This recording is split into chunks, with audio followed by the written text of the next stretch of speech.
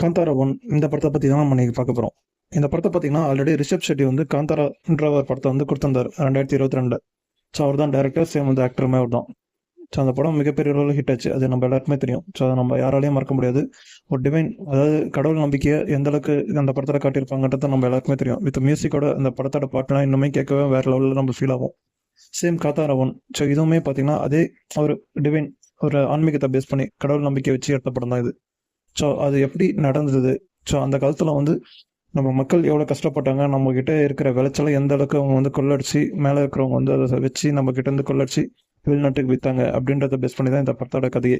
So இதில் முக்கியமான விஷயம் பார்த்தீங்கன்னா அதை தாண்டி ஈஸ்வர கடவுள், ஸோ அவரை பேஸ் பண்ணி தான் இந்த படம் ஃபுல்லாக வந்து மூவ் ஆகும். ஸோ அதுக்கு எப்படி ஆப்போசிட் பர்சன் வந்து கடவுளை கட்டி போடணும் அப்படின்னு நினைக்கிறாங்க, வந்து எப்படி அந்த ஈஸ்வர கடவுளோட பூந்தோட்டம் அப்படின்ற ஒரு இடத்த வந்து எப்படி ஆக்கிரமிக்க நினைக்கிறாங்கன்றது தான் படத்தோட முழுக்கதை. ஸோ இதில் வந்து நம்ம ரிஷப் ஷெட்டி தான் இதில் வந்து ஆக்டர் ப்ளஸ் டேரக்டர். ஒரு சின்ன பட்ஜெட்டில் எடுத்திருந்தாலுமே இந்த படத்தை வந்து மிகப்பெரிய அளவில் ஒரு பாகுபலி அளவில் நம்மளை வந்து ஒரு ஃபீல் கொடுக்க வச்சு, ஸோ அந்த வேர்ல்டுக்குள்ளேயே நம்மளை கொண்டு போயிட்டாங்க, அந்த காந்தாரன்ற வேர்ல்டுக்குள்ளேயே நம்மளை கொண்டு போயிட்டாங்க. ஸோ இதில் வந்திருக்க ஹீரோயின் வந்து ருக்மணி. ஸோ அவங்கள பற்றி நம்ம சொல்லவே தேவையில்ல.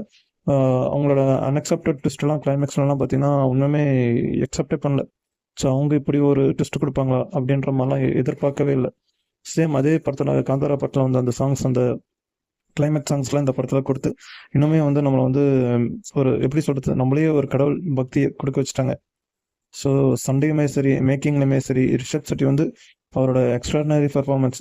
ஸோ எங்கேயுமே வந்து பிசுறு தட்டல. ஸோ அதிகமாகவும் கொடுக்கல, கம்மியாகவும் கொடுக்கல, கரெக்டான ரேஞ்சுக்கு கொடுத்து இந்த படத்தை ஒரு நல்ல ஒரு மூவியாக கொடுத்துருக்காங்க.